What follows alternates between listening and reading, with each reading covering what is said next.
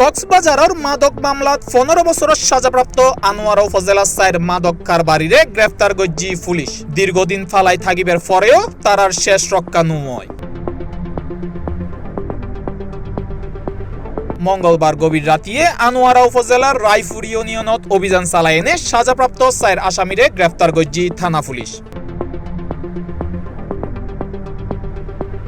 গ্রেফতারকৃত ব্যক্তিসকল হইল উপজেলার রায়পুর ইউনিয়নের পূর্ব গহিরার আইয়ুব আলীর ছেলে মোহাম্মদ আব্দুল গফুর, মৃত আলতাফর ছেলে মোহাম্মদ সিরাজ, মৃত মাবু আলীর ছেলে মোহাম্মদ হোসেন এবং উঠান মাঝির বাড়ির লেদু মিয়ার ছেলে আব্দুর রহিম।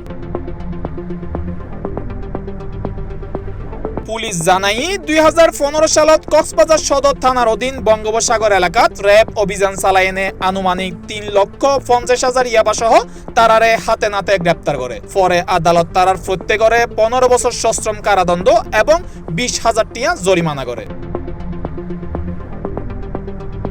এই বিষয়ে আনোয়ারা থানার ওসি জানাই, বিশেষ অভিযান পরিচালনা করাকালে চট্টগ্রাম রেঞ্জের মাননীয় ডিআইজি মহোদয়ের দিক নির্দেশনা এবং আমাদের পুলিশ সুপার স্যারের নির্দেশনায় আমরা অভিযান পরিচালনা আনোয়ারা থানায় বিশেষ অভিযান পরিচালনা করলে আমরা সাজাপ্রাপ্তের মধ্যে প্রতি 4 জন এক একজনের 15 বছর করে সাজাপ্রাপ্ত এবং 20,000 টাকা জরিমানা সশ্রম কারাদণ্ড দেওয়া হয়।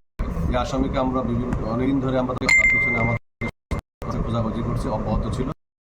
গত রাত্রে আমরা গোপন সংবাদ আছে বলে জানতে পেরেছি অভিযানে আমি সহ আমার বিভিন্ন মাদক আসামি কক্সবাজার জেলার মাদক মামলার আসামি। C+ TV Chittagong.